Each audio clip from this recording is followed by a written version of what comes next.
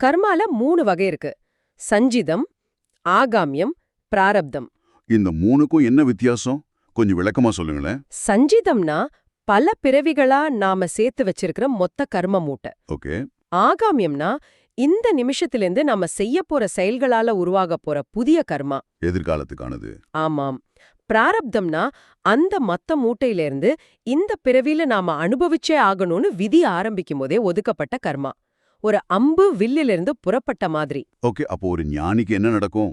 ஞானம் என்கிற நெருப்பு அது அந்த சஞ்சித கர்ம மூட்டைய முழுசா எரிச்சிடும். மொத்தமா? ஆமா. எதிர்காலத்துல செய்ய போற செயல்கள் பற்றற்று செய்யப்படுவதால் அது ஆகாமிய கர்மாவை உருவாக்காது.